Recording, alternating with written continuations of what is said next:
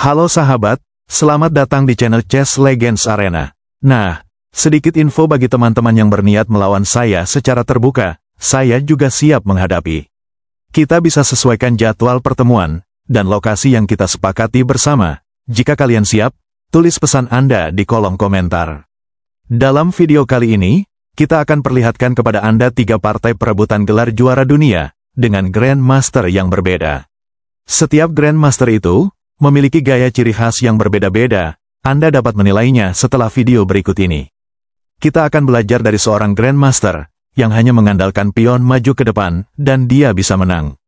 Saat Boris Spassky menantang juara dunia yaitu Tigran Petrosyan, partai terjadi tahun 1966 di Moskow. Boris Spassky, sang penantang muda berbakat dari Uni Soviet, menghadapi juara bertahan, sang tembok besi, Tigran Petrosyan. Partai ini dimainkan di babak ke-7 kejuaraan dunia, sebuah duel yang syarat gengsi, dengan ribuan mata yang menyaksikan. Spassky memulai dengan pion ke D4, menandakan permainan sistem klasik. Petrosyan segera menjawab dengan kuda ke F6, langkah fleksibel khasnya. Spassky mengembangkan kuda ke F3, lalu Petrosyan menyiapkan pion E6. Spassky maju dengan gajah ke G5, mencoba mengikat kuda hitam. Petrosyan merespons pion ke D5, membangun pusat yang kokoh, varian Torre atak klasikal. Spassky melanjutkan kuda ke D2. Petrosyan mengembangkan gajah ke E7, menjaga ketenangan. Spassky dorong pion E3, Petrosyan memperkuat dengan kuda ke D7. Spassky menaruh gajah ke D3, tetapi Petrosyan langsung melepaskan pion ke C5, membuka tekanan. Spassky menahan dengan pion C3, sementara Petrosyan menggerakkan pion B6, rencana untuk mengembangkan gajah ke B7, dan hubungkan formasi pion. Setelah Spassky melakukan rokade pendek, Petrosyan pun mengembangkan gajah ke B7. Spassky menekan dengan kuda ke E5, tapi Petrosyan langsung menukar kuda. Setelah Spassky pukul kembali, gajah terang Petrosyan segera terbuka. Dan Petrosyan memundurkan kuda ke D7, mengincar titik pion lemah putih. Langkah Spassky berikutnya adalah gajah ke F4. Ini adalah kesalahan pertama. Dari Boris Spassky, engine menunjukkan bahwa menukar gajah di E7 lebih kuat, menjaga keseimbangan. Di sini saya harus menjelaskan secara terbuka, agar teman-teman yang menonton video ini bisa membedakan langkah terbaik dan langkah yang buruk. Kenapa langkah ini sedikit meragukan? Titik balik akan terjadi jika ke depan hitam secara brutal, dorong pion dia di sayap raja. Dan itu pun kelak ditempuh oleh Petrosyan, sangat menarik untuk edukasi. Dengan langkah ini, Petrosyan mendapat kesempatan, dan ia segera menaruh menteri ke C7, meningkatkan tekanan, sembari membuka jalan rokade di sayap menteri. Spassky mencoba pertahankan kuda ke F3. Petrosyan dengan tenang mendorong pion H6, sudah mulai menyusun rencana, memaksa gajah mundur ke G3. Petrosyan tidak tinggal diam, pion G5. Suatu langkah agresif, yang jarang terlihat dari seorang Petrosyan, terkenal sebagai pemain bertahan. Namun sepertinya kali ini, dia harus mengeluarkan jurus baru, untuk melawan sang penantang, yang mencoba merebut gelarnya. Spassky mencoba menekan di sisi sayap dengan pion B4, sebuah godaan maut. Karena apabila di sini Petrosyan terlena tangkap bidak, maka setelah ditangkap kembali, dapat mencegah hitam amankan raja, tentu hal ini lebih menguntungkan bagi warna kulit putih. Tapi pada langkah aslinya, Petrosyan tidak tergiur untuk ambil keuntungan sementara lalu korban posisi. No way, Petrosyan mengabaikan godaan tersebut, melanjutkan pion H5, ancaman yang wajib direspon oleh putih. Ketika Spassky mencoba melawan dengan pion H4, Petrosyan membalas makan bidak. Spassky mencoba mencari kompensasi dengan gajah ke F4. Rencana Spassky jika dia menolak pion tersebut akan menghambat serangan hitam dengan 2 pion bertumpuk. No way. Kalau seandainya kita coba putih makan pion di H4, ini justru langkah blunder. Karena setelah kelanjutan pertukaran gajah, lalu disusul ratu tangkap pion, ancaman pada bidak C3, dan sepanjang fail G terbuka, tentu posisi ini lebih menguntungkan bagi hitam. No way, setelah pada titik ini, Petrosyan dengan penuh keyakinan melakukan rokade panjang, mengamankan raja sekaligus menyiapkan benteng ke kolom G. Spassky mendorong pion A4. Petrosyan menutup dengan pion C4. Gajah Spassky mundur ke E2, Petrosyan menambahkan pion A6. Spassky geser raja ke H1. Dan Petrosian menempatkan benteng ke G8. Rencana serangan yang sangat jelas. Semua kekuatan diarahkan ke sisi raja lawan. Saat Spassky mengangkat benteng ke G1, Petrosian menggeser benteng ke G4. Tekanan semakin menyesakkan. Spassky mencoba menteri ke D2, tapi Petrosian melipat gandakan benteng di kolom G. Posisi Spassky mulai gawat, hanya dengan kesalahan kecil bisa jadi unsur malapetaka. Spassky mencoba membongkar sisi raja Petrosian dengan bidak A5, ditolak dorong pion maju ke B5, formasi struktur pion semakin solid. Menutup semua akses serangan putih, hanya ada jalan bagi Spassky, yaitu di sayap raja, yang kian sudah terbuka, mungkin hanya dengan cara bertahan, bisa memperpanjang nafas. Permainan berlanjut. Spassky membawa benteng ke D1, langkah menunggu permainan terbuka. Petrosian lakukan langkah manuver, menyusun strategi masuk di tahap eksekusi. Kemudian terjadi titik balik penting. Pada langkah ke-24, Spassky menaruh kuda ke H2, sebuah kesalahan kecil kembali terjadi. Seharusnya kuda ke D4, jauh lebih solid menjaga pusat, walaupun ini tidak menjadi jaminan. Namun ini sebuah jalan keluar. Ketika pusat terkontrol, hitam kemungkinan sulit lancarkan serangan di sisi lain. No way, Petrosian tidak menyia-nyiakan kesempatan. Kuda langsung memakan pion di E5. Spassky memutuskan pertukaran kuda dengan benteng, lalu dilanjutkan bidak D5, berpikir untuk membuka serangan dia. Lalu gajah ke D6, Spassky membawa ratu ke E3, menambah perlindungan di posisi raja, kuda mundur E7, sembari lumpuhkan gajah gelap. Spassky menerima tawaran pertukaran gajah gelap, tujuan untuk mengurangi tekanan, permainan berlanjut. Benteng pindah D4, berusaha menutup agar gajah terang tidak terbuka. Namun Petrosian mendorong pion E5, mengusir benteng. Spassky mundur ke D2. Lalu Petrosian mendorong pion F5, menambah kekuatan serangan. Jika kita perhatikan sudah sampai pada langkah 30. Satu pun Petrosian belum kehilangan satu pion, sudah seperti serdadu yang lagi baris, untuk siap bertempur. Spassky mencoba putuskan ketegangan dengan pion memakan pion di D5. Tapi justru mempercepat kehancuran. Lebih tepat dia makan pion di F5, akan mengurangi dorongan pion ke depan. Petrosian membalas pion F4, membuka jalur lebih besar, menteri Spassky ke E4, lalu Petrosian menaruh kuda ke F6. Spassky mencoba skat dengan menteri ke F5, tapi Raja Petrosian melangkah aman ke B8, tanpa ada kendala apapun. Spassky mencari napas dengan pion F3, tapi Petrosian memutar haluan gajah ke C8.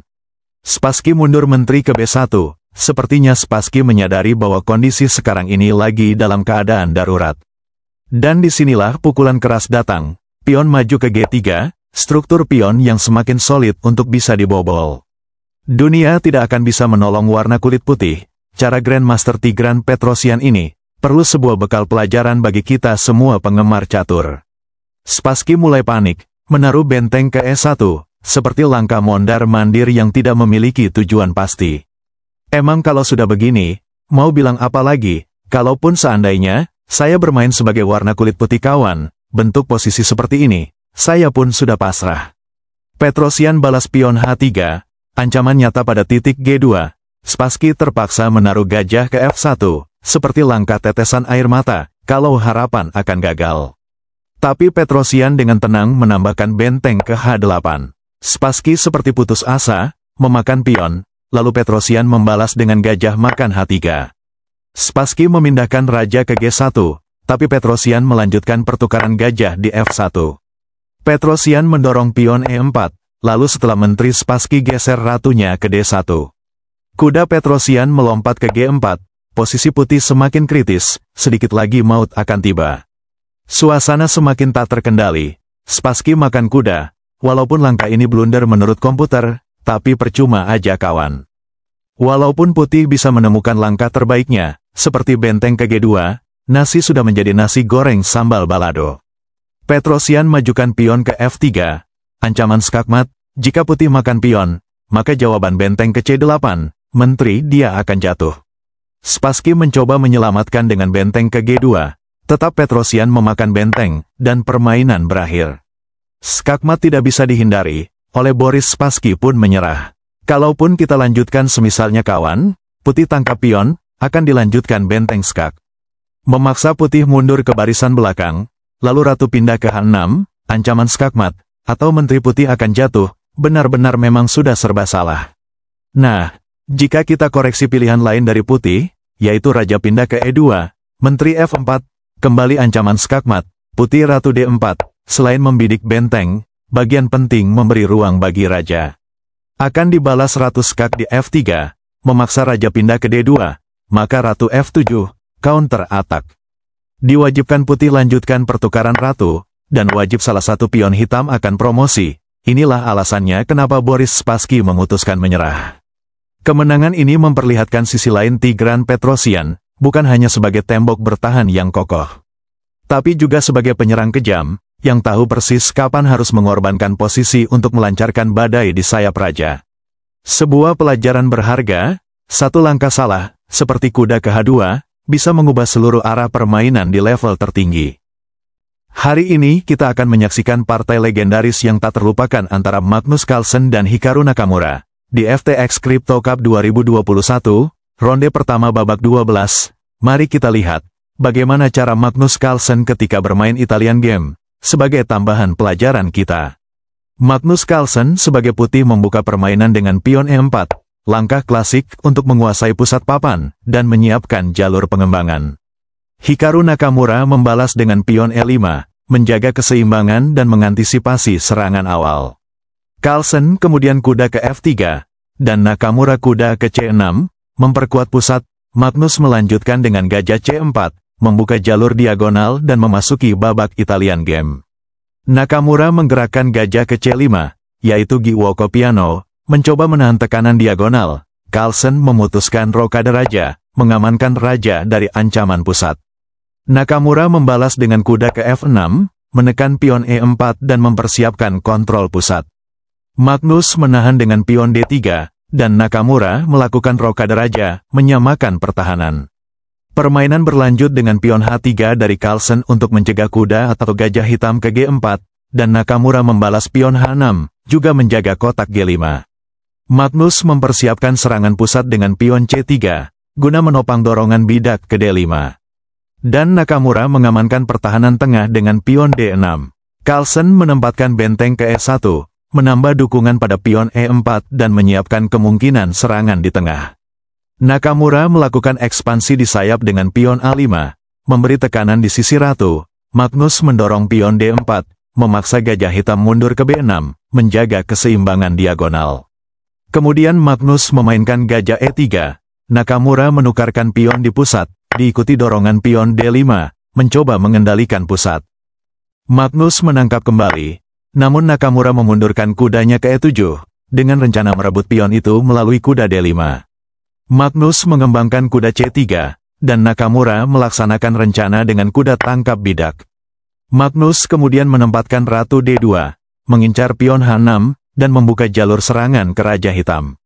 Kemungkinan besar Magnus memikirkan langkah pengorbanan di langkah selanjutnya, setelah jawaban bidak C6. Magnus Carlsen lepaskan langkah mematikan, yaitu gajah kali pion, namun perlu diperhatikan kawan, walaupun langkah ini brilian, tapi permainan masih seimbang. Di sini kita belajar, bukan sekedar menyebarkan hoaks, atau menutup mana langkah terbaik, baik itu langkah blunder, sehingga kalian bisa sekalian belajar di mana titik salahnya dari pemain. Mari kita langsung saksikan, apakah Nakamura mampu bertahan dari serangan Magnus. Nakamura terpaksa tangkap pion, Magnus kembali pukul. Namun terjadi sebuah kesalahan besar dari Nakamura, memilih ambil jalan sederhana gajah F5. Pemikiran ini sangat sederhana, di mana tujuan Nakamura membawa bentengnya ke G6. Seharusnya di sini Nakamura harus bisa ambil langkah keseimbangan kuda H7, langkah brilian yang sepadan. Tujuan ini kontrol kotak G5. Dan rencana selanjutnya membawa menteri ke F6. Bagian ini perlu untuk sebuah pelajaran. Jika untuk level Grandmaster saja hal ini bisa meleset, bagaimana dengan kalian yang masih pemain awam?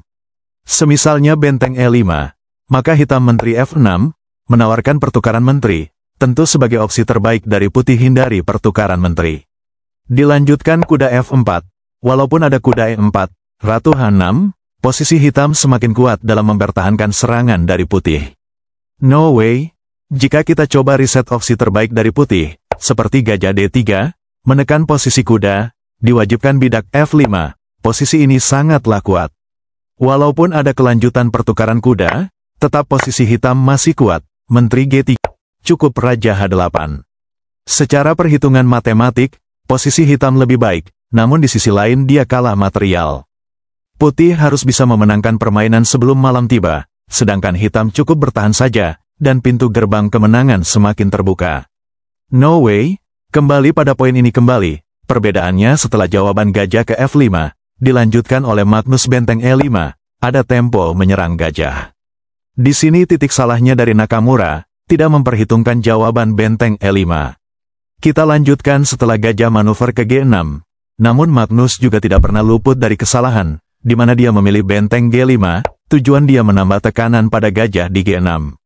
No way, langkah yang pasti seharusnya dari Magnus yaitu kuda H4, lebih tepat jika putih memilih keputusan pertukaran gajah itu dengan kuda. Semisalnya, benteng E8, memberi ruang bagi raja, putih lanjutkan pertukaran kuda dengan gajah, lalu disusul menekan pion G6 2 kali. Hitam tidak bisa lagi support bidak ini, untuk memperpanjang umur wajib Raja F7, Ratu pukul bidak skak.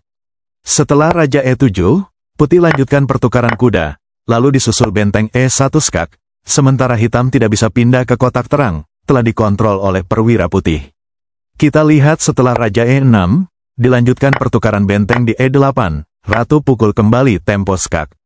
Raja C7, benteng kembali skak, memaksa raja masuk ke lubang buaya, kembali menteri tangkap gajah, dan ancaman skakmat, yang harus direspon oleh hitam. Seperti benteng A7, setelah gajah tangkap pion, dan 99%, wajib warna kulit putih menang, ini juga tidak ditemukan oleh Magnus, sehingga perlu untuk kita pelajari. No way, setelah di posisi ini, Nakamura menyadari bahwa seharusnya jawaban kuda ke H7, terlebih dahulu sebelum benteng ke E5. Benteng hindari ancaman, Nakamura benteng E8, memberi ruang pelarian bagi raja. Magnus Carlsen lanjutkan pertukaran kuda, gajah mundur ke D3, menambah tekanan di posisi gajah di G6.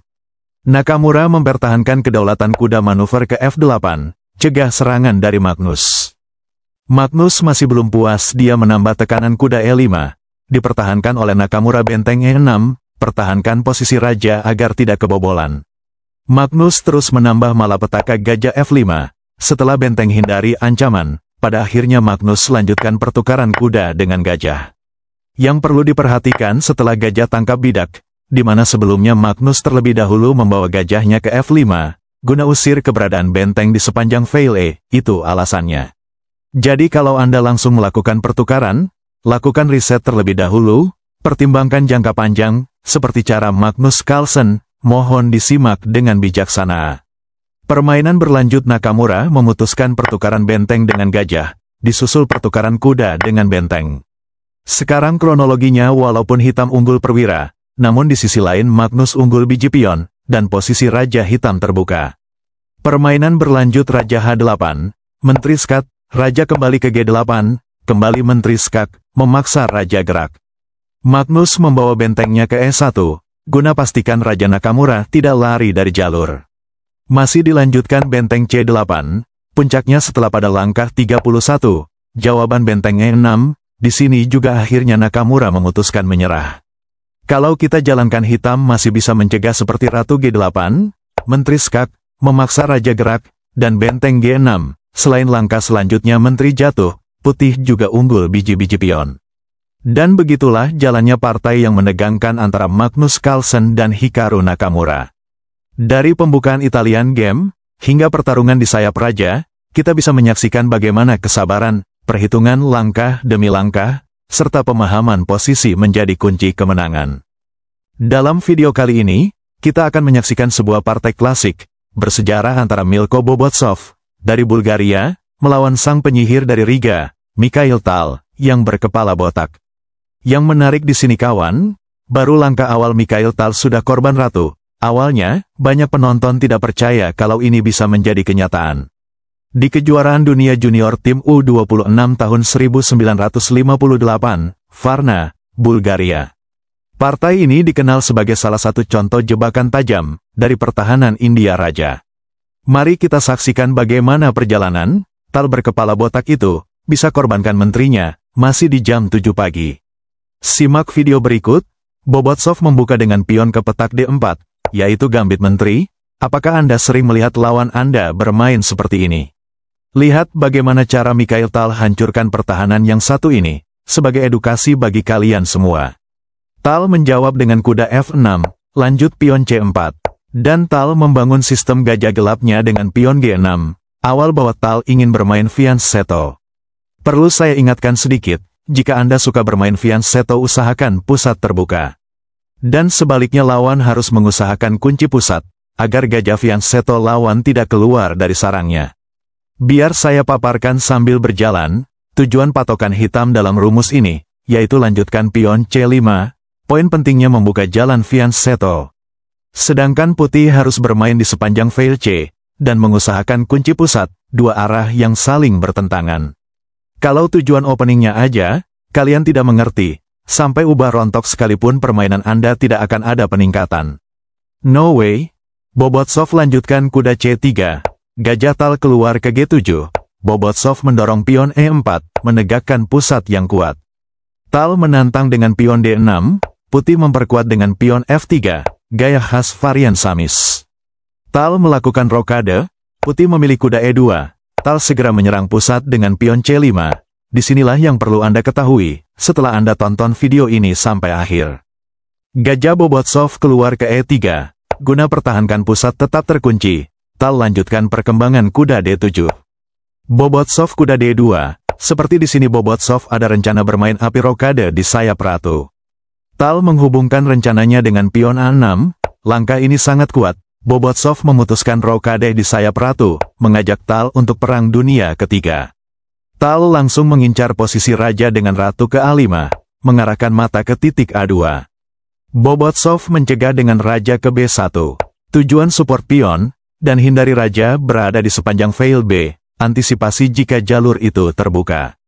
Tal tanpa menunggu lama mainkan pion B5, masuk dalam tahap seleksi sulit. Disinilah Bobotsov memilih langkah yang terburu-buru, kuda ke D5, sebuah ketidaktepatan.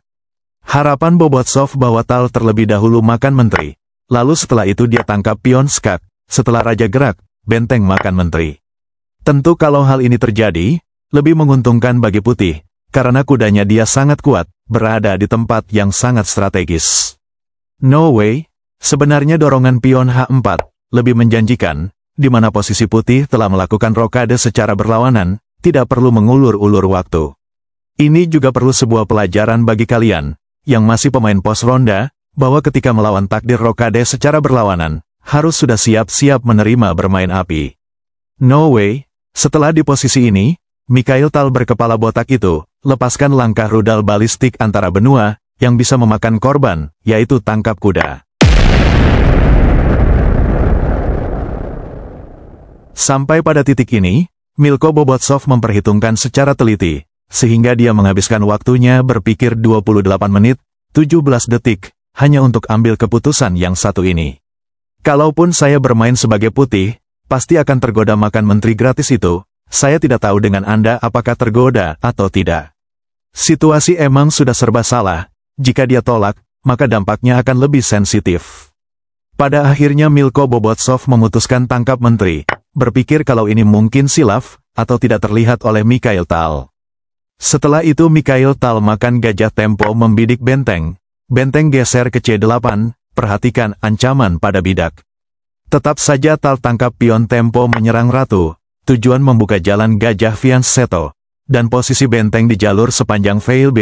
Bobotsov pada akhirnya, memutuskan pertukaran benteng dengan kuda, sementara kuda di E2, mengganjal posisi gajah terang keluar dari lubang buaya. Bobotsov memutuskan kuda C1, langkah ini sedikit kurang tepat, di sini kita menjelaskan secara terbuka, sehingga kalian yang ingin belajar lebih mempermudah untuk memahami. Nah, langkah yang lebih tepat seharusnya dari putih kuda itu lompat ke F4, karena setelah hitam tangkap pion. Juga warna kulit putih tangkap pion, sehingga akan membuka ruang bagi kuda manuver ke D3. Dapat menambah perlindungan pada pion B7, tapi sayangnya Bobotsov masih belum cukup umur melihat itu. No way, mari kita kembali ke partai kedua pemain. Sekarang Mikhail Tal bermain tanpa ratu, Tal lanjut benteng B8, fokus untuk eksekusi. Bobotsov memutuskan tangkap pion, kuda naik ke B6, Bobotsov mundurkan gajahnya ke B3. Guna antisipasi serangan Tal di jalur B dilanjutkan gajah kali bidak, namun pada langkah 18, terjadi sebuah langkah keliru dari Grandmaster Bobotsov. Memilih tarik menterinya ke D2, saya juga tidak tahu maksud dan tujuannya, mungkin ingin bunuh diri. Langkah lebih tepat seharusnya yaitu kuda ke E2. Tempo membidik gajah gelap. Jika gajah ini jatuh, semua harapan hitam akan gagal. Kunci ada pada gajah ini. Walaupun kita mencoba hitam hindari ancaman, kuda pindah C3, memperkuat pertahanan raja, akan sedikit lebih baik. Struktur seperti ini, mohon dikoreksi jika saya salah. No way, setelah di posisi ini, Mikhail Tal tarik gajahnya mundur. Bobotsov pindahkan kudanya E2. Tal menambah tekanan bidak C4. Serangan ini sangat jelas tujuan Tal, mengusir paksa penghalangnya terlebih dahulu, baru masuk di tahap eksekusi. Lanjut gajah mundur selangkah, malapetaka tiba setelah kelanjutan pion C3, dan serangan bermunculan di berbagai daerah. Mulai dari Papua, sampai ke Pulau Jawa, bersatu untuk basmi para koruptor. Bobotsov mencoba perbaiki keadaan dengan Ratu D3, dan Tal berkepala botak itu makan pion. Satu pion bisa sampai ke Pulau Kalimantan, emang Mikhail Tal, naga yang berbeda. Sementara Bobotsov sudah mulai kehilangan kendali, kuda D4, lebih tepat kuda itu untuk sekian kalinya ke F4. Permainan berlanjut gajah D7, tujuan untuk posisikan semua perwira dia di tempat yang lebih aktif. Segera dibalas Bobotsov benteng D1, Tal masih menyusun strategi benteng C8, tanda-tanda kiamat akan datang. Jelas sekarang semua perwira dia sudah masuk di arena permainan, hanya menunggu maut akan tiba. Bobotsov memutuskan gajah kembali ke B3. Kesalahan-kesalahan recehan terjadi berulang kali dari Grandmaster Bobotsov. Tal mainkan kuda A4, Bobotsov memutuskan pertukaran gajah dengan kuda. Disusul kuda manuver ke B3, perhatikan struktur serangan Tal, sangat rapi sekali, Tal lanjut benteng C3. Menteri hindari ancaman tempo makan pion, masih memikirkan mencari makan, sementara kondisi raja sudah dalam keadaan darurat. Tal lanjutkan pertukaran gajah dengan kuda, sehingga posisi raja hitam tidak bisa bergerak. Tal membawa bentengnya ke C8, Bobotsov mainkan Ratu A3, seperti langkah bunuh diri, emang sudah serba salah kawan, walaupun Anda yang mainkan posisi ini, pasti kalah menghadapi Mikhail Tal. Lanjut benteng C1 skak. Memaksa benteng makan kembali skak, di langkah 30, Bobotsov memutuskan menyerah, di tangan Mikhail Tal berkepala botak itu. Karena apabila pun dilanjutkan kawan, Ratu geser A2, pion promosi jadi gajah terang aja, dan alhamdulillah putih skakmat. Oleh karena itu saya mengucapkan terima kasih, bagi kalian yang telah mendukung kami, dengan cara like, dan kritikan Anda. Baik itu subscribe, sangat penting bagi saya untuk perkembangan channel ini. Yang kedua, jika ada yang penasaran ingin melawan saya secara terbuka, saya juga siap. Info lokasi Anda jika masih wilayah Indonesia, kita cocokkan pertemuan di mana kita ketemu. Sekali lagi saya ucapkan, sekian dan terima kasih.